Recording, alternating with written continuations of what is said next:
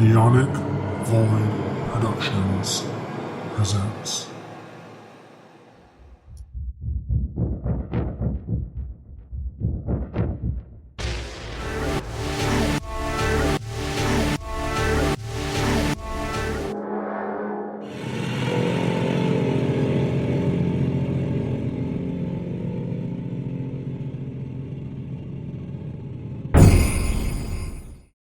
Ooh, my hand's itching.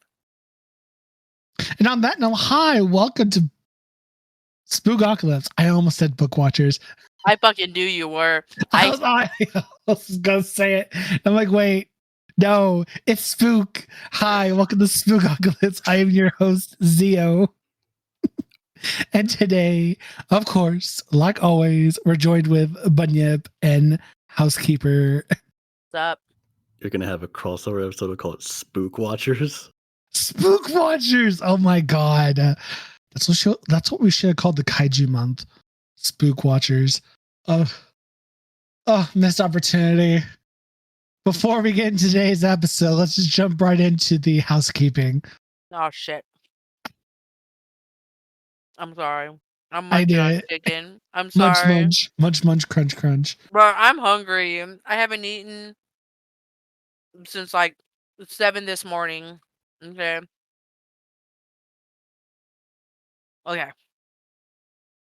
If you like this podcast, make sure you follow and rate us on whatever site you listen to your podcast. I'm fighting with food. Share with your friends. New episodes get uploaded every Saturday. Links are down in the description for other podcasts that are part of the Neonic family. Follow us on Twitter. I will never call it by that name. Our handle is at Spookocalypse. That's at SPOOKOCALYPSE. We are also on YouTube. If you are from YouTube, hi, hello, welcome. Make sure you drop a like. Look at that little button right there and press subscribe and see how it lights up.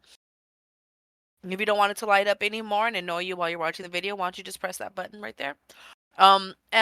Tickle, punch, high five it, take it out to dinner. However you want to interact with that bell, please do so.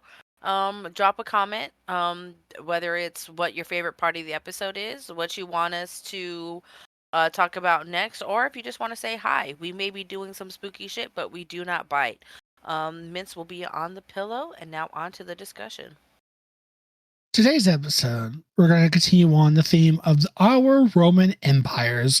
Last week, for those of you who listened, again, we're taking a break from the horror genre, kind of. Last week we did My Roman Empire, which was mythology, and and I rambled for like an hour, hour and a half on mythology and why I love it. This week, we're going to be talking about Bunyip and their Roman Empire, air quotes. So, Bunyip, what is your Roman Empire? First of all, the flavor of mint I'm going to say is cherry vanilla. I don't have a reason for it. It just sounds like a nice flavor. Cherry That's vanilla, fair. Dr. Pepper. That's bomb right there. Anyway. Strawberry vanilla Dr. Pepper. Well, wait, hold on. Speaking of Roman empires, today, the day of our recording, 5/14, is the 9th anniversary of my favorite group that's a part of my Roman Empire. I'm not talking about them. Next time, I'm talking about my second favorite, but happy birthday, Monster X. I'm so proud of you. Please come back for the military soon. Please. I'm tired. She misses you. I miss you so fucking much, dude. Okay. She's tired. Yeah, I'm tired. I want to see my boys. But yeah, happy birthday, Monster X. Happy 9 years. As I eat a cake with their faces on it. So, Bunyip, what is your Roman Empire? Video games. Oh, wow. Straight to the point. Like, video games. Well, mainly games in general. Okay. The way I've organized this, I'm going to try. We'll start with the first video games that got me interested in this whole thing. Uh-huh. We'll start with the Nintendo Entertainment System. One of the very first games I played was the original Legend of Zelda. Nice. you just explore, and in case you don't know, you basically explore around and find dungeons and solve puzzles. Yeah. And I still have a golden cartridge of this game. It just has like some paint chipped off of it. Like it's not in pristine condition, but it should still work. I just don't have an NES to play it on. Huh. But also like the very first Super Mario Brothers game. Hmm. And what fascinated me about these things was like basically it was a new kind of toy.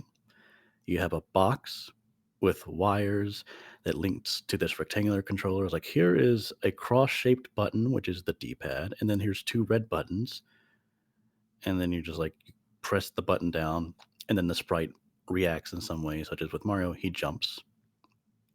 And like, how is it doing that?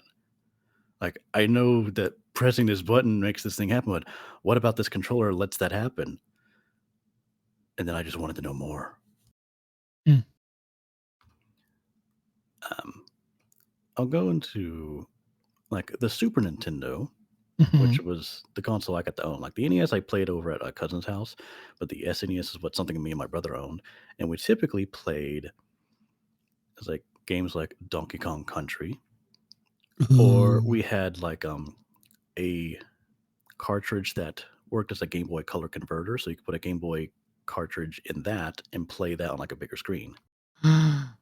Yes. Wait, what? Say that again? This was a cartridge that you could put a Game Boy Color cartridge in that would make it compatible with the SNES, and it would allow you to like play it on a bigger screen. Oh yeah, I had that. I played Pokemon. Me too. And Toy Story. Oh, I had the computer game for Toy Story. Ooh. I mainly, to continue with like other earlier games, I was influenced by JRPGs like Final Fantasy, and those got me into narrative and story, as well as mythology, which we'll get into much later. But then there was also I feel like that's a common theme with us is mythology. pretty mean- much. I don't have any other explanation. What do you mean by I mean? I mean, it's humanity, yo. That's what we do. We tell stories to relate to each other. Mm-hmm. That's It's all mythology is. Stories. But also, I mainly got into games because they help me connect with people in general. Mainly board games because Mm-hmm. they're just easier to get into. Like, of course, there's the classic Milton Bradley-esque or family style games like Sorry, Trouble, Yahtzee, Clue, Hi Ho Cheerio, which was like Shoots and Ladders, but it had a bunch of trees with cherries in them. I don't remember how it's played, but it's like a typical kids game. Or if you want to go into some educational territory, Take Off. You had to fill the buckets with cherries. You had that game too? Yes, I did. I had that one. I had Monkeys in a Barrel. Oh I my had god. Shoots and Ladders. You all are aging me. Sorry. Well, fuck us for being children at one point. I feel But old. yeah, no, I loved Hi Ho Cheerio. I fucking loved that shit. That's one of my favorite games growing up.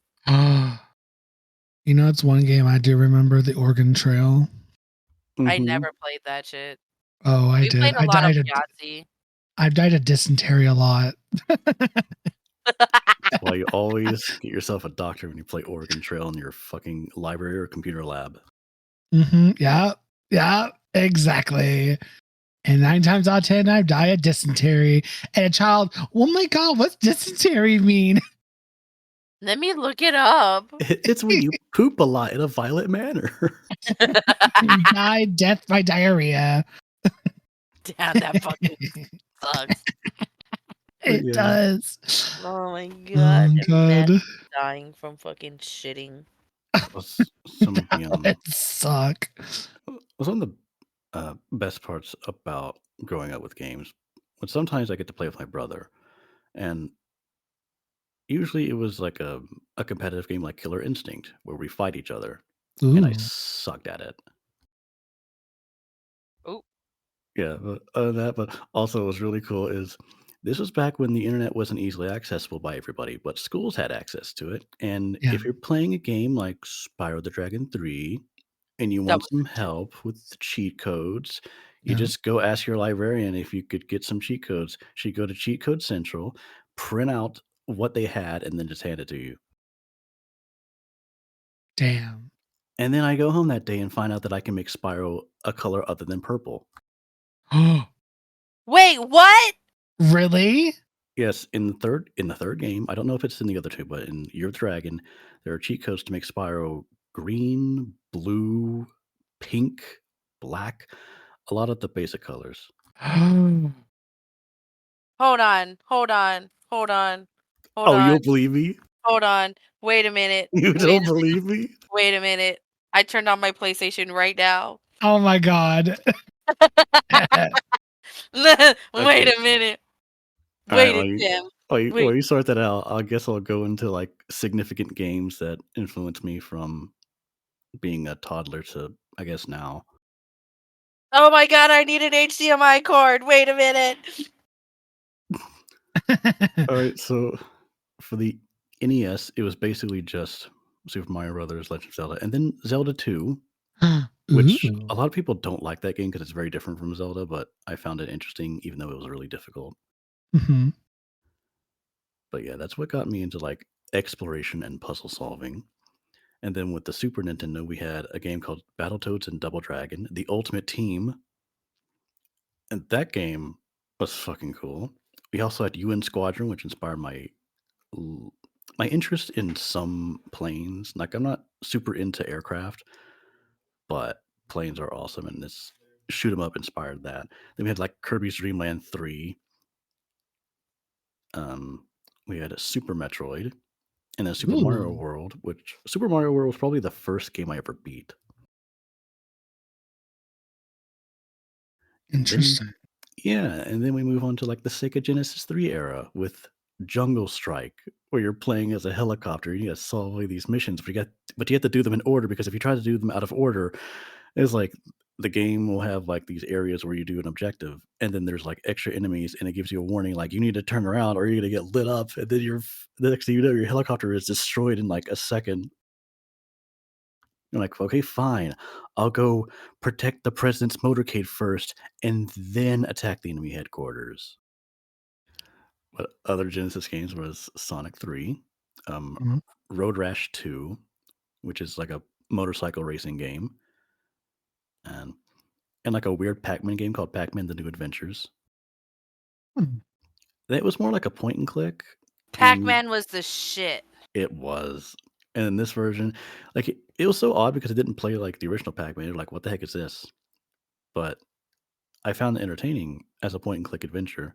And your idea of like pointing at stuff is like you have a slingshot and you just hit something with it. Like you shoot a little stone and it would get Pac-Man's interest. And he'd be like, What do you want me to do with this?" I'm like, "I want you to touch it." And you could throw like little pellets at him so he'd power up. It's like, oh, it's Super Pac-Man with a cape and mask. Oh, so I got there's a newer Bomberman now where you could like play online,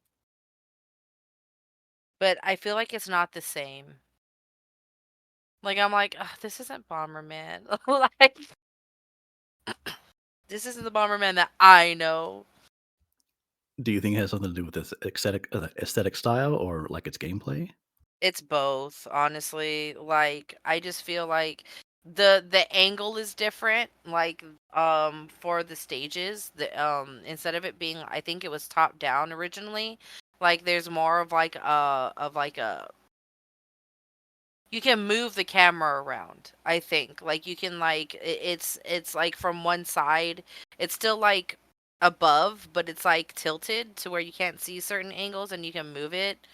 The controls feel different to me. Um they're not, but then again, it's been like forever since I've played I was about to say Spyro. A Bomberman game, but like it just doesn't feel the same. As soon as like My PlayStation has to update. I haven't touched it in a year. So I have to like wait for this update to go through. But yeah, I'll tell you what it is as soon as like my PlayStation loads up. All this to see if I'm lying to you about Spyro. Well, I got the new Spyro games, so I don't know if it still works. That's a good question. Like, does it apply to the Ignited trilogy? Anyway, so the first computer games I had were educational games, such as Jumpstart Third Grade. Oh my god. What kind of voice is that? Oh my god. I feel so old. Oh, Grandpa god. Oh my voice. god, being educated by a robot character. But also like a Tonka construction game. Roller Coaster Tycoon, which is my That first was foray good. into business. Yeah. Um, I didn't have Coaster Tycoon. I had Sims Theme Park. Oh my was it god. fun? Mm-hmm. Oh yeah. That's all there is. It's like, yeah, it was No, fun. sorry, I was. I'm like in the middle of doing like 3 things at once. So it was really fun. It's kind of similar to Roller Coaster Tycoon. Like you could build your own roller coasters, have your own like theme park and stuff like that. I just thoroughly enjoyed wiping the floor with my competition because my competition was shit and they didn't know how to run a proper theme park. And then after I would do that, I would make a roller coaster that just threw them into space. Because who doesn't do that in any type of roller coaster game? I mean, Yeah, same. like you just make one that's like, oh, it's supposed to launch them on this steep vertical slant, and then I'm like, I just make it too short and make the propulsion really strong. Yeah, or like I'll make a roller coaster really crazy, and then it's really funny because as soon as they get off, like the sound effects, because you just hear bleh, bleh. I would make like these elaborate roller coasters, and then people would just not ride it, and it's like the intensity level is way too high. No one wants to touch it. God, I fucking love that. I kind of want to buy Roller Coaster Tycoon now. But also the weird thing about like it will let you pick the prices you want for certain attractions, including the bathroom. Like that just seems sinful to let people to be like, you can only use this bathroom if you pay like 25 cents. I mean, Yeah. if have you been to a theme park? Not lately. Like they charge you to breathe, like We do. pretty much. I used to work in one. Or the occasional person that gets lost because you didn't build your pathways right, and you look at how long he's been in the park. It's been 3 years. That's It's so been funny. 3 years. I had to pick him up and bring him back home. Like, sorry, buddy. That's so funny though. But that was on the more entertaining side. I was given a lot of like educational games, such as well, not Chips Challenge. That one wasn't so much educational. It was just like a tile-based puzzle game, Mm. and you can probably find that online somewhere. But the neat thing about Chips Challenge was you're going through these tiles, and it's like, oh, here's a tile with a bunch of fire on it. You can't go there. But wait, I found some boots that are fire resistant. Now I can walk on the fire. And then flippers to swim through water, and then ice skates to step on ice. And if you didn't have ice skates, you just slide on it. Did you have Elmo's Alphabet Adventure? No. I had Elmo's Alphabet Adventure. Oh my god. There's also 2 other games that some of you might think these were fever dreams. I assure you they were real. One was called Smart Games, and it was pretty much like the earliest instances I could find of like the traffic jam game where you have to rearrange cars to get one car to leave. I remember that one. Yeah, I like how definitely they have like apps about that game now. definitely look up Smart Games for I think it was 1995 or 97. But anyway, You know which one wasn't an education game that I still like I have fever dreams about sometimes? don't make me guess. Skull Monkeys. I don't think I've ever heard of that one. But I You've was never fucking heard of Skull? Are you kidding me? So Skull Monkeys is a like claymation type game. And the only reason why I remember this is because there was one day, like probably about 2, 3 years ago, where oh gosh, I was scrolling through Tumblr. I was scrolling through Tumblr, and like I saw artwork that was very familiar, and I was like, "Holy shit!" Like that looks kind of like a game that I grew up playing as a kid. I just didn't remember what it was, and so I looked up the name that it said on there, and it was actually the company who made Skull Monkeys. I cannot tell you the pretense of this game. I just know that you're this dude who runs around and you kill these monkeys that have skulls on them. And it has like the most interesting music. Oh, Like, hold on. I have to switch back to the computer screen. Both my PlayStation and my computer are connected to my um TV. So, oh, Skull Monkeys. Oh my god. Skull Monkeys soundtrack.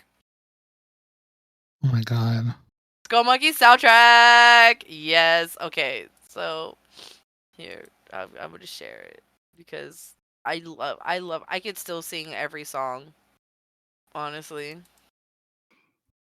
And they have like I loved this game, Oh my and like god. I was rewatching, like I was watching a playthrough that was posted 6 years ago. I'm halfway through the game, and then I stopped watching it because I got angry because he wasn't playing the game correctly. Uh, 'cause I'm all like, no, you got to do it right.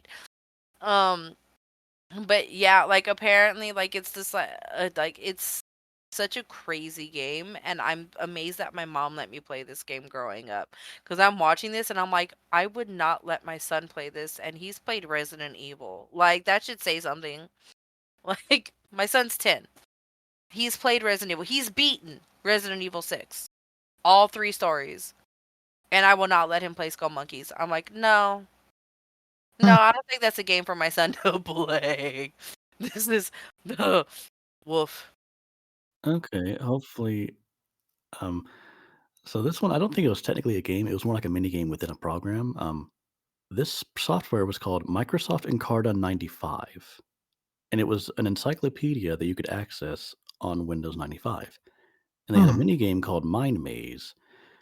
And what you do is you're basically exploring a randomly generated maze and answering trivia questions. And if you get them right, you get to move on to the next room.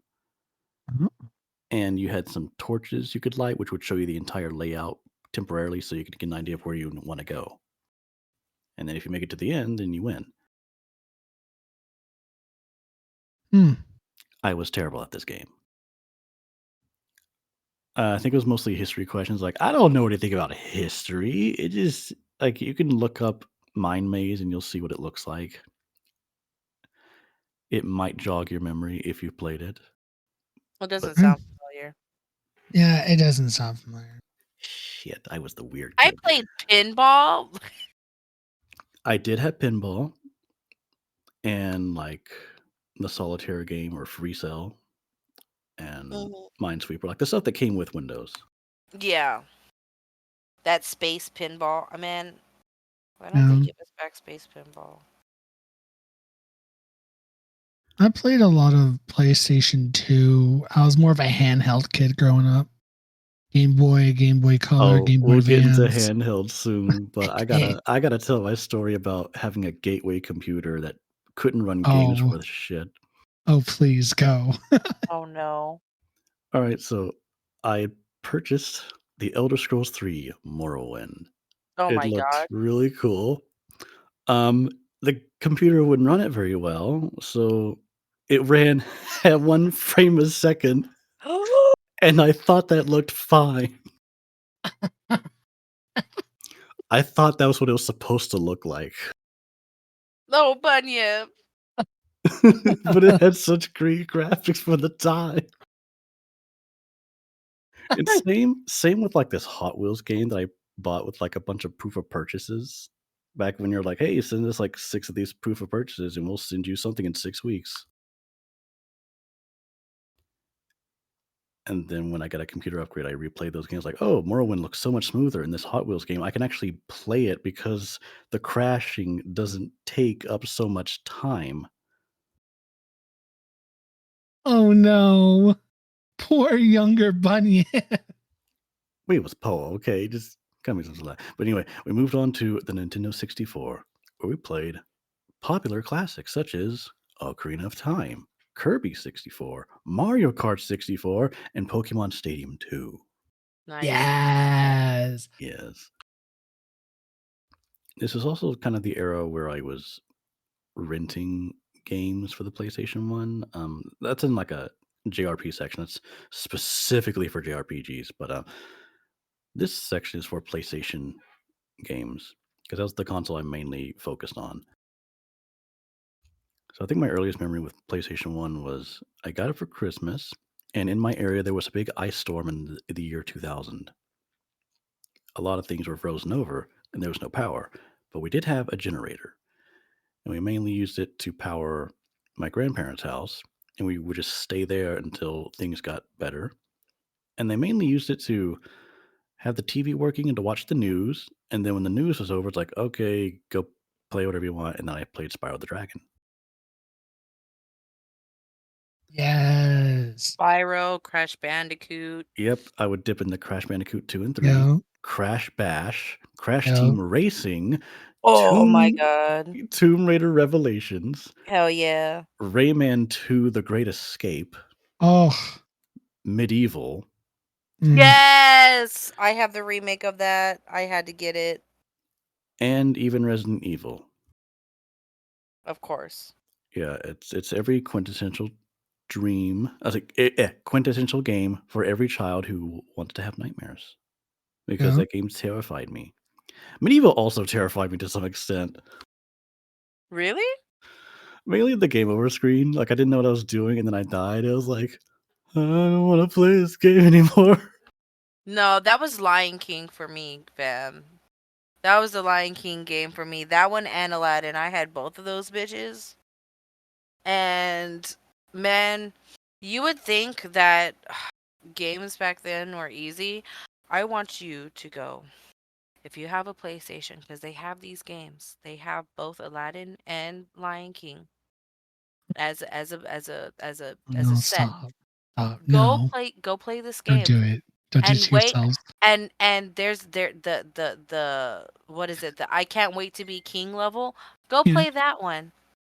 No one can ever get past that fucking level because the fucking ostrich is bullshit. Like, you could beat the hyena fight easy, and then it's the I can't wait to be king fucking level. I can't stand that level. I can't stand it. The whole fucking, like, monkey puzzle to when it runs into the fucking, like, ostrich. Fuck that. I hate it. I still have not. I bought the games, right? So I bought the Aladdin and Lion King, which I was better at the Girl. Aladdin game.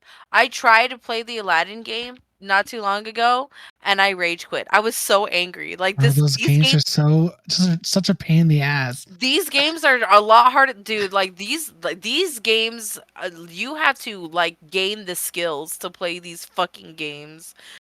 And it's just like 2 buttons. It's 2 buttons, y'all.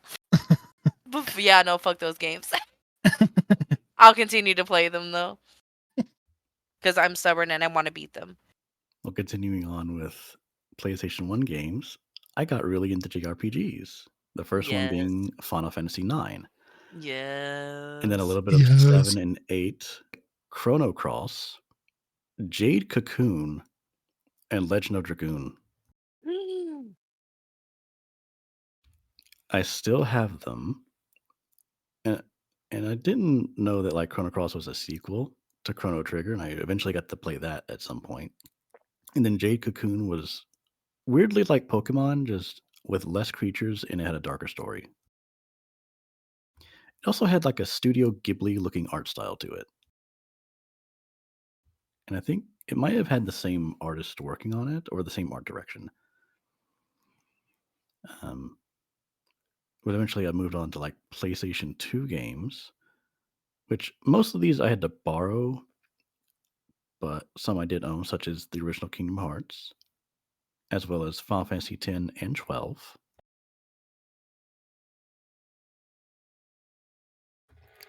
We also had. I got really into Guitar Hero 2 and 3. Although 3 was on a different console, but I got stupid good at it. Wasn't it on Xbox? Yeah, I think the third one was an Xbox 360 game.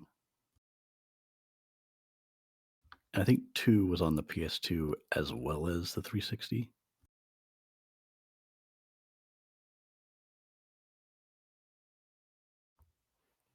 But yeah, there was a bunch of different PlayStation 2 games that had come out. And I don't remember all of them, but basically it was just like, Mar JRPGs also his a rhythm game.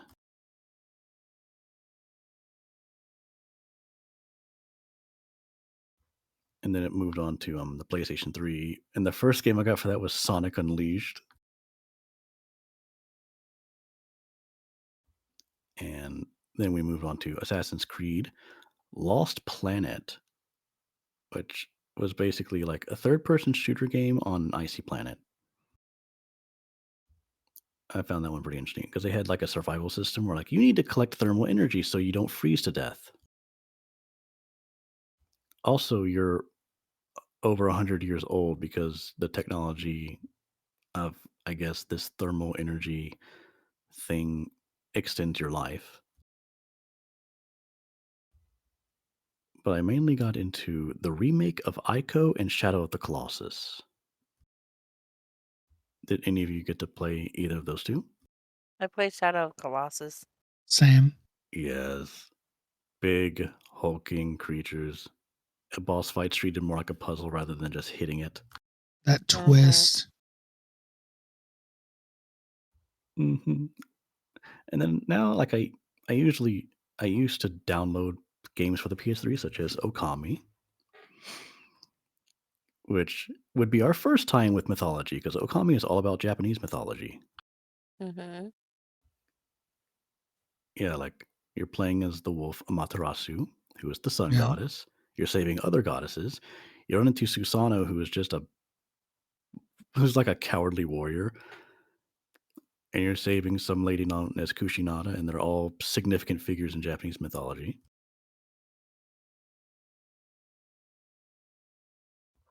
And wait, how long is this? Oh, we are like halfway through. I'm not even halfway done with all this. Oh shit. Okay, handheld. So we had the Toy Story game, Tetris, and then Pokemon Blue and Silver. Mm-hmm. Game Boy Advance was like Pokemon Ruby, and I think at that point I had gotten bored of Pokemon, so I stopped playing it. But I messed around with Mario and Luigi Superstar Saga and some Harry Potter games, but also the Golden Sun games, which was like we're doing puzzles, but also they're based around elements, and you're collecting Jin. Like that was really fun. And a little bit of the like Game Boy DS. And I mainly only played Professor Layton in the Curious Village for that one. For the PlayStation Portable, it was Star Ocean 1 and 2. And Star earlier, yeah, like for the PlayStation 2, I'd gotten Star Ocean till the end of time. And the story around that one was I was going to get it as a birthday gift, but then I got sick. And my mom was like, here's a strategy guide for the game just to give you something to do while you wait for your birthday. And I just read the book all the time while I was sick. And I was like, I'm so excited to play this game. But yeah, PlayStation Portable, Star Ocean 1 and 2, Final Fantasy Crisis Core, Ooh. which is like, I don't know if that was before Dirge of Cerberus or after, but it was like, oh, here's a spin-off of a Final Fantasy 7 game. Like, what? And of course, Valkyrie Profile Lilith, where we have our tie-in with Norse mythology. Yay. But before any of those, I had Tiger Electronics. Did any of you have those? No. All right, so they were these handheld toys that played only one game, and they had buttons that were sort of hard to push, and they were annoying. In fact, AVGN did a video on Tiger Electronics, and he pretty much summed up why they were annoying. But I had one for Sonic 3 and Dragon Ball Z. Hmm. They don't work anymore, so they're not worth anything. Well, But sometime during like the PS2 to PS3 era, I was getting into the Xbox. And this was my first introduction to first person shooter games such as Halo 2 and 3 and Star Wars Republic Commando. And of course, going back to some JRPGs such as Lost Odyssey and Blue Dragon. And possibly one of my favorite games of all time that mixed first person combat with third person exploration, Oddworld Stranger's Wrath.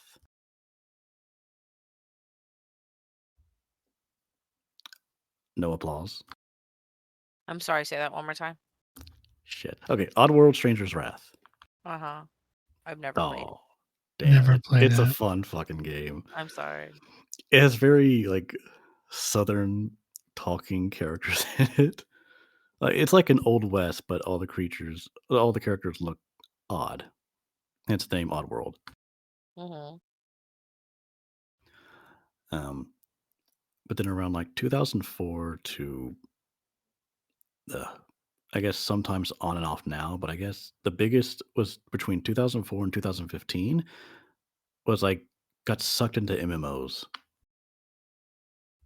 I started with RuneScape, dipped into World of Warcraft, found Mm. Guild Wars 2, where I actually enjoyed PvP, and then we had Final Fantasy 14, which they're about to launch a new expansion any time now. Yeah. And then like a bunch of MMOs that I just couldn't get into. And these games might still be around, but they're possibly just free to play, like Rift, The Old Republic, Wildstar, and Ion. And then lastly, for these games that were significant, it was like the discovery of Steam and indie games like Braid and Limbo and Bastion and Cave Story and just so much. I guess because they played very differently compared to other games. With AAA style games or something that's mainstream and high quality, they would always dip into like, here's a role playing game, here's a shoot 'em up game, here's a puzzle game, that kind of thing. And then indie games are like, okay, we might can do puzzle games, but have them play out differently. Like Braid being a platformer, but it approached puzzles very differently. Then Limbo being set in this really dark landscape, and you're trying to get this boy to save his sister at the very end. And then Bastion being a very different kind of combat game. It had you using a selection of different kinds of weapons and giving yourself handicaps to like it was like you give yourself items to give you boosts in some areas but handicaps in others. And then Cave Story being like a game where you have a weapon that levels up if you defeat enemies, but then every time you get hit you lose experience. They all like made me really think about how a game can play as opposed to like, oh, this thing's fun. But this one made me question like why some games are fun and why some aren't always that fun.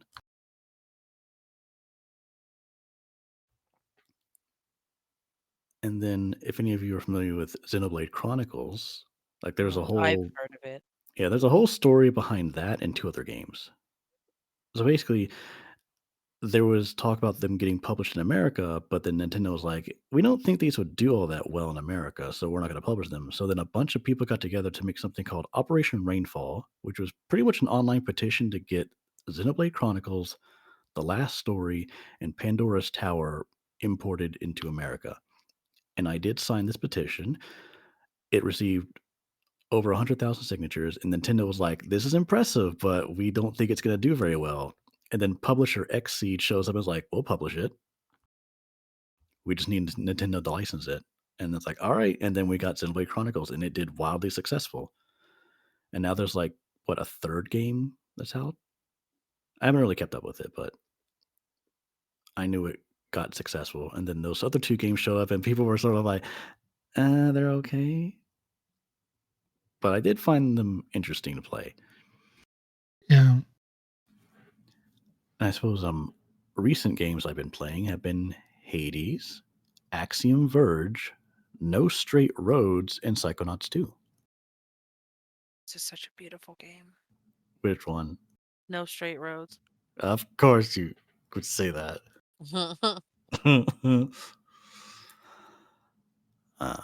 I don't like that group. That's like the one group I don't like What, in that NSR fucking itself? game. I fucking can't stand. Well, no, the K-pop group that they have there. Oh, 1010. I can't stand that group. and I can't. and the leader whose name Neon J. Neon is atomic number 10, and J is the 10th letter of the alphabet. I can't. I hate it. I hate it here. Look, listen, I'm a K-pop fan. If you guys haven't figured that out by now, where have you been? But God, I can't stand Tintin. I can't stand that group. Anyway, All I right. have 26 minutes left until Spyro finishes downloading. The episode will be finished by then, and you'll No, still have I to, need like, to know.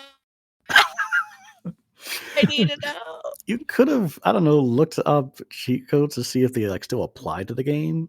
I want to do it myself. I gotta make things more difficult for me. Okay, fine. But this leads to like curiosity as to how games worked. Because like remember earlier I was like, oh, I'm pushing this button and Mario sprite is jumping, but what about the button makes it happen? And if you take it apart, you'll see the circuitry and like what your plastic circle is pushing down on to cause a signal reaction that sends it to the console. And it does this in like less than a second so that you have a really quick reaction time. I was like, oh, this makes him jump. This makes him shoot. This makes this character do whatever. But it's also like how certain games got me into certain topics. Like Final Fantasy introduced me to mythology and storytelling and world building. And I would do this thing as a kid. Like I didn't have a lot of friends growing up, so I would make up my own games as a kid with rules only I understood. Like Aw. it's like playing Calvin Ball but by yourself. Oh. What? It's not like it's sad or something. I don't like this silence. I want to give you a hug. Well, if I get the visit, you can give me a hug. Yay! Yeah. But anyway, there was also like understanding certain game mechanics or features. Like if you play some platformers, you'll notice that like you jump off at the very edge of the platform. That feels really satisfying. Like you're giving yourself as much time as possible. However, there is a little feature called coyote time, which basically means like they give you a little extra collision with the edge of a platform as you're about to jump so that it feels like you're jumping at the very edge. Whereas if you didn't have this little amount of collision at the very end, you would just fall straight off and it would be like, oh, I had to jump earlier and it wouldn't feel right. And it's called Coyote Time because of Looney Tunes, because of Wile E. Coyote running off the edge of the cliff. And he doesn't quite realize that he's off the cliff until he looks down and like looks at the viewer, waves goodbye, and then just drops like a brick. My God. Damn. Mm-hmm. But also, studying games has got me into looking at animation. Like you'll notice some games have like very short animation frames just to like convey like, oh, this character's walking. But then the other games have very detailed animation and it flows so beautifully, such as in Momodora Reverie Under the Moonlight, where the pixel animation in that game looks gorgeous. How it all moves. And like, I want to recreate these sprites. I want to draw all of the pixels. It looks so fine. Oh yeah, narrative in games. That was a topic I wrote down. I guess it relates to storytelling. Basically, like seeing how a narrative is constructed. I'm trying to think like which games, like pretty much the Telltale games got me to think about narrative much more. Especially like Wolf Among Us. Oof. Although Telltale isn't around anymore, which sucks. Yeah. But another thing I would really study in games was soundtracks and composers. Like, I guess at one point, whenever people are growing up, they're like discovering their own personal tastes, music being one of them. And my brother would always listen to like rap music. I didn't really enjoy it too much, but I wasn't in a position to like buy my own CDs or discover my own songs. But that's where LimeWire comes in, and to a lesser degree, FrostWire, and you can discover anything you want at the risk of having your computer get infected. But now we have Spotify and Pandora and stuff to. It's more safe. Yeah. Yeah. But for me, I was like, the only music I had was like game soundtracks. So I would open up a game. I was like, I like the soundtrack in this area. So I would just hang around that area, not do anything, and just listen. Or I would hold up either like a recording device or a phone that could record sound. I'm like, okay, this is as close as I can get to recording it. And it wouldn't sound quiet around. I'm like, oh, but this is such a good song. Um, and apparently other people feel the same way because there's an entire website community dedicated to like remixing game soundtracks. This place is called OC Remix. And Zio, I think I played you an example of one of their songs like last year. Yeah, I think you did. Mm-hmm. They don't just remix the song; they're like, we rearrange it. They can make something sound like a fucking symphony. Like they're very brilliant. But in terms of like composers, like before Yoko Shimomura was composing music for Kingdom Hearts, she made music for Mario RPG.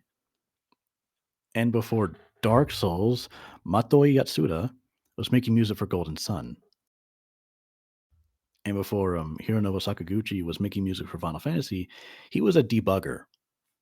He was just work. I think he was working at Square, and they asked him like he was just debugging random bits of code as you do, and then they're like, "We need someone to make music. Hironobu, do you know how to make music?" And he's like, "I don't know. I guess I could try."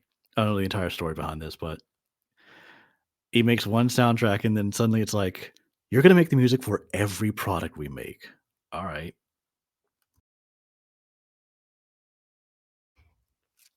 Um. Shoot. What else to add? Basically, all of this has inspired me to want to make my own games. And I've learned that making games is all about making experiences, such as scaring the ever living piss out of your player, Mhm. Yeah. Yeah. or making them cry, or giving them a whole lot of joy. Like basically trying to find a way to make a certain experience, not just like with just emotions, but like something very specific. Like we have games that are about border patrol, like Papers, Please. I love that game. Yeah, like it's just like wow, what a boring, dreadful job, and yet Papers, Please makes it interesting. Yeah. Like, I don't know if it's necessarily fun, but it's definitely interesting and it keeps you engaged.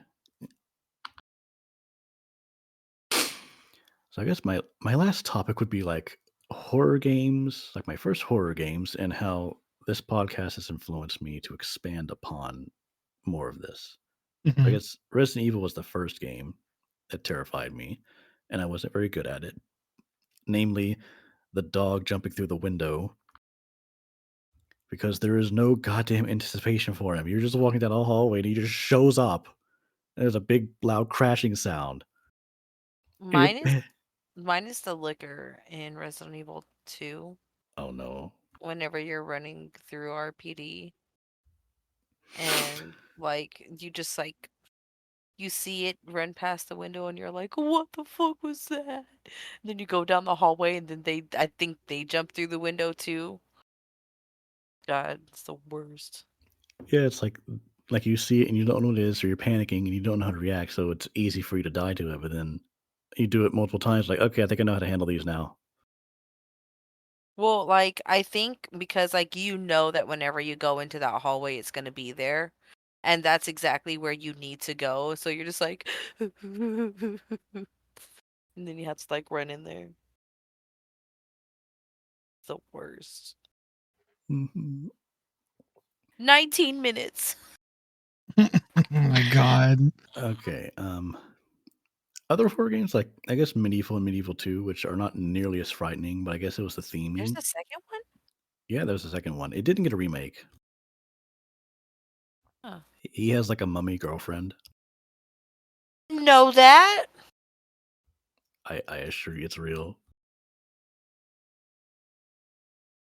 I guess one of those games that I rented, which this was like back when our town had an Albertsons, they had a rental section. And it was like all these movies and this wall that was just dedicated to games. And that's where I found Jade Cocoon and Super Metroid and Medieval. And then now it's like that section doesn't exist anymore. It's just for like where we put our grocery carts. And it makes it look so small. Yuck. But most of like my influence from We horror used to. game. Oh yeah, we used to have one too, and now it like became a different building that clearly looks like it used to be a Blockbuster. Ours is Yeah. an auto shop. Oh my god. Oh my god, ours is a taco store. That's funny. Mhm. Anyway, other horror games that came out, they were influenced from like friends that played them or from Let's Players. Like one of my friends was like, "Dude, you gotta try Dead Space. It's terrifying." And then there's like a multiplayer horror game that's called Left 4 Dead. I played that briefly. And then I tried out Franbo and Among the Sleep and Mhm. Little Nightmares and Off, and it just spirals out from there.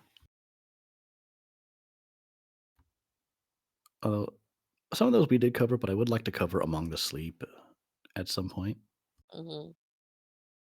and maybe maybe Momodora as well. Although that one's not nearly as terrifying. It's just like it's gothic horror aesthetic, and there's some cute stuff to it, but it's not really meant to terrify you.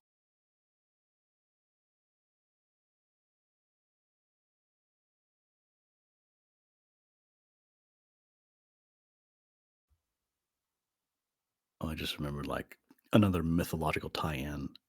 I just don't remember exactly what it was. Like, okay, so there was Okami for Japanese, Valkyrie Profile for Norse. I guess Final Fantasy for everything else because they did a mix of things. Yeah. Bum, bum, bum. I got through this slightly faster than I thought. I've run out of notes and I'm not sure what else to like add. Because Oh my god. I'm like, we have time. Maybe do you We have have 16 questions? minutes. All right, all right. I was like, do you have questions?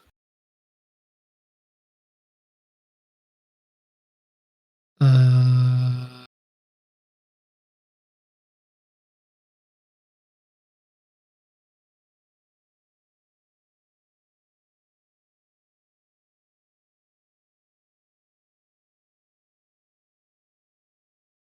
trying to think.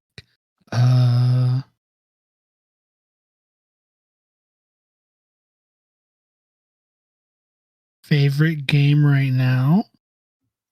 Oh shoot. You know what? I want to talk about Haze a little bit. Go for it. Because I really like a game that's able to teach you something. Not necessarily so much like, this gun is called the ARWP 70,000 and it was used in World War One specifically for bayoneting. It's like, oh, that's kind of interesting in some regards.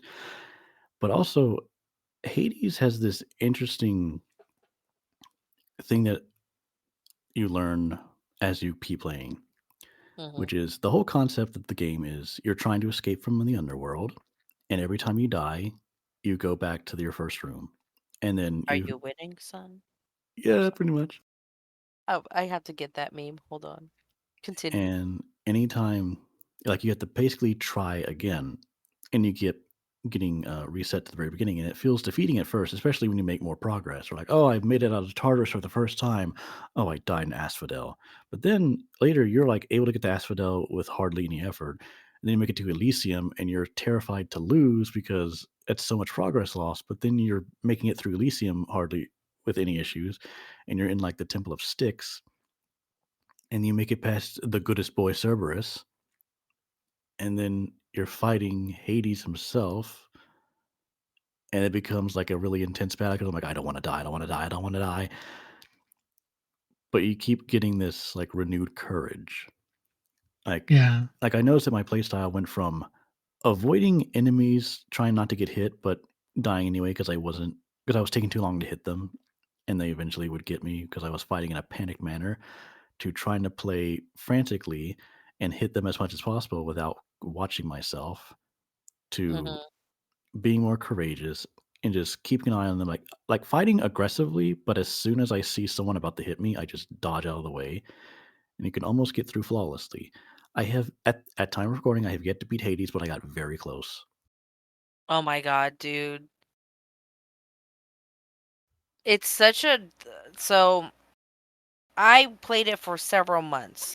Got close to it for like I finished the first wave of Hades, and then I did the second wave, and I wanted to die.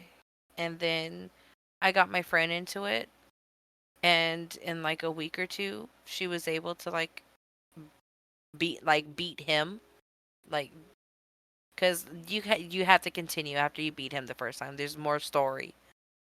So like she beat him, and she's like, "Oh yeah," like, and I did it with I think you start with the sword, I believe. She's like, "Yeah, I did it with the sword," Yeah. and I was like, "I fucking hate my life." Like, I was like, "How the fuck did you beat?" I was like, "I've been playing this game for like months, and I still have not been able. Like, I'm talking like I have hours in this game." And like you beat him in like a couple weeks, and like I rage quit for like several months. I didn't want to play it. I didn't want to look at it. I didn't want to like think about it. Like I fucking like I couldn't stand. I was so angry at the fact that this person who has played Genshin Impact for like the entirety of the of its release plays Hades for like 2 weeks and was able to beat him. And I was just like, fuck you. Like I was so angry. And then like I somehow got convinced to like play it again, and then like within like 2 run throughs, I beat him and I cried. Like I was like, "Oh my god." And they're like, "Okay, now do it again." And I'm like, "I hate my life." And so like now I'm trying to do it cuz like I beat him with the bow and arrow. Like the bow and arrow, that is my fucking I'm great at the bow and arrow when it comes to Hades. And I they're like like, using. Sorry, go ahead. no, you're good. So Oh, now I went back to like the original one. Like so like I'm going back to like the sword, and then I'm gonna do the gun and then the shield, and so on and so forth. So I really like the fist, Malphon. oh, the gauntlet.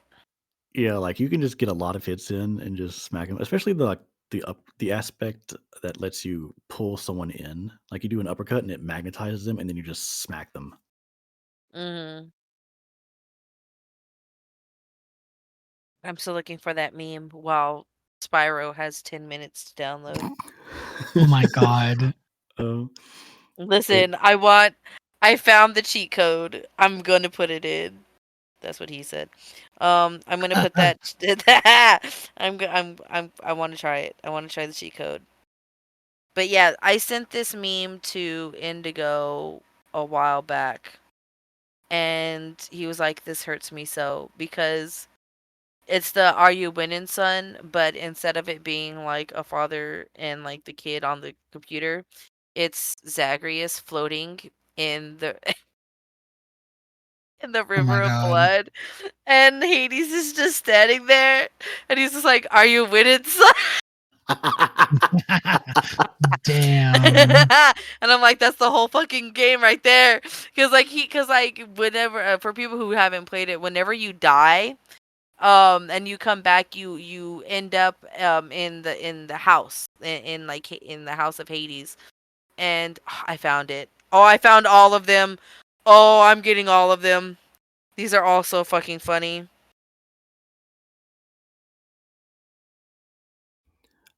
what I wanted to bring up about Hades and teaching you things was about like how to not be so afraid of things you don't know about. And even if you do get set back, you don't take nearly as long to get back to where you were. Yeah.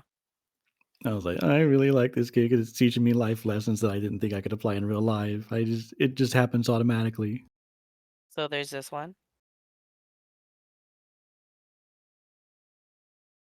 Oh Jesus! There's this Oh one. my god. Childhood divorce simulator featuring daddy and mommy issues. I hate it here. I hate it here. I hate that. That digs into my core. How then there's this dare one. you? Oh, Achilles, we really were. We're really in it now. We're really Because he in has it a whole now. ass. So Zagreus has a whole ass like poster of Achilles in his bedroom. He's like a big fanboy of Achilles. Oh my god. hmm He's like, oh Achilles, we're really in it now. Instead of oh Ariana. Oh my god. Those are my 3 favorite. God, that childhood divorce simulator really just jabs the knife and twists it. I feel called out. I feel attacked right now. It's so funny. But It's so funny. the Are You Winning son, like just it oh god. Damn. That shit So had me good. dying. I was like laughing so fucking hard when I first saw that. I wish I could tell you where I found it. It's been years since I found it. Like whoever made that meme, bless you. It's so funny. It is funny. Are you Fucking winning, son? douchebag. God. To be fair, he basically has said that before. Like Yes, yeah. you walk Almost into the house of verbatim. Hades and like Hades is just all like, You done yeah, yet? are you done yet? You good? Are you gonna continue to keep going? Okay, I'll see you when I see you. Like, are you done wrecking my realm, boy? And it's like, yes, Kratos. I mean Hades. Oh, Oh not the Kratos. Just because Oh. he says boy a lot. Yeah. boy. Boy. I'm just God. flabbergasted that he has a sister. Right.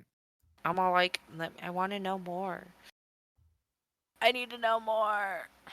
Also, I was not aware of Achilles having a lover called Patroclus. Like Yep. you're like Zachary talking to him, I was like, yeah, I know someone in Elysium. I miss him dearly. I was like, wait, I don't remember reading about this in college. Hang on. And I look at it, I was like, oh, they were lovers. Okay. Of Yeah. course you're not gonna learn about that because it's gay. And they Yeah. try to erase the gay shit from history. Even if it is a story. There's a book called Song of Achilles that kind of goes into all that. Oh my gosh. So Who's your favorite romance? I've discovered that there's 3. Yes. Yeah. I haven't actually gotten all of them yet. I haven't gotten any romantic options yet because I haven't unlocked. Because I think you have to, like for Dusa, you have to get all the things that lounge unlocked, and I haven't done that yet. Oh, it's not even just that. Like you have to give him the ambrosia. Yeah, I'm not at a point where I can fast farm ambrosia yet. Oh, okay. Oh no, unlocking everything in that house is so hard to do. Because but it gives you something to do. It does. It gives you something to do. While you're failing, collect nectar. Yeah, collect nectar, collect gold, gems, because that unlocks other shit.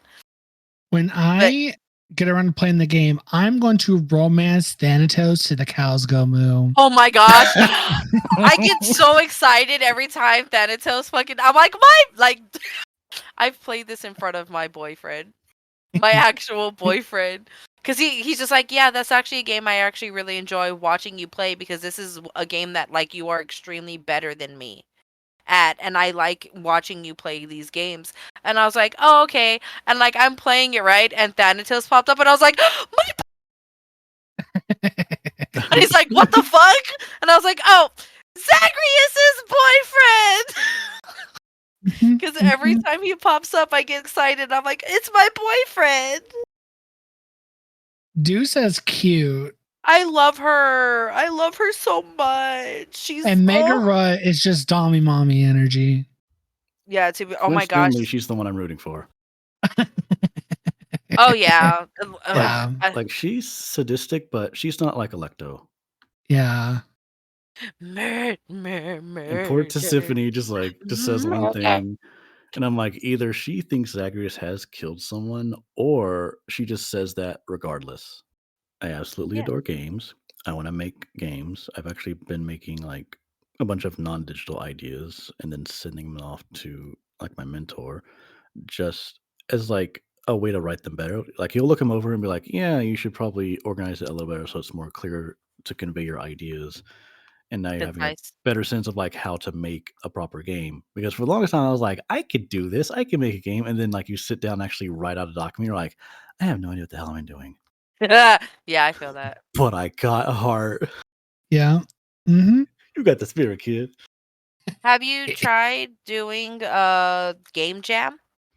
I have. I have participated in the Global Game Jam in 2016, 17, 18, I think 19. I didn't Oh wow. do it in 20, but I did several of them at my university. And I mainly had trouble like communicating with other people. I've always had communication issues, but I would always write something or make some kind of art asset. In fact, um, Let's fucking go. what I could do, just for y'all two, I could link to the first Global Game Jam game that I worked on. Yes. It was like basically it started out like we're gonna have this and this, and then I realized like, oh, we only have 48 hours to build this, and the only one that knows what they're doing is the programmer. The other is like me and the other guy, we don't know what we're doing. Okay. Ooh. But yeah, I can link that later. Yes, please do. And if and I mean, stuff could happen. That's all I'm saying. Stuff could happen. Okay. Hold on. I'm gonna try and do this. Okay. Oh God, Housekeeper's doing the cheat code for the different colored Spyros. Big head Spyro. Oh, yeah, you can Small also do head big head. Spyro. Tiny wings Spyro. Black sunglasses code in Spyro Reignited. Oh my God. I want him to have sunglasses. Pride sunglasses. Oh my God, we can make Spyro gay. Spyros for the gays. Retro code in Spyro Reignited. Oh, speaking that's so of cool. Spyro, Bunyip, have you ever played Sly Cooper? I definitely heard about it. I didn't get a chance to play it. Oh, that's my shit. I love Sly Cooper. Okay, I weirdly can't find it on the main website, so I'll see if I can send you the file, and if that doesn't work, then I'll see if I can log in and find the link. Work. I'm gonna die. Oh my God. And on that note, final words, Bunyip? I don't know what to say. I already said some things like, I love games. I want to make games. It's my big, long dream. And hopefully this was entertaining to listen to. Mm-hmm, mm-hmm. Yes. I'm sure. Yeah. Yes. The listeners at home are, oh my God, Bunyip, you're so amazing. Because you are. Because you are. Damn it, Discord is like, your files are too powerful. I'm like, fine. Damn. Send it Well, over. fuck me then. Well, on that note, ladies and gentlemen, thank you all for listening to today's episode on Bunyip's Roman Empire. Catch us next week as we talk about Housekeeper's Roman Empire. And that's going to be an episode to remember. You're gonna be sick of me. Because I know my friends are. Because Housekeeper is going to have a PowerPoint presentation. Oh yeah. But yeah, so thank you all for listening and catch us next time. Until then, bye. Goodbye. Bye.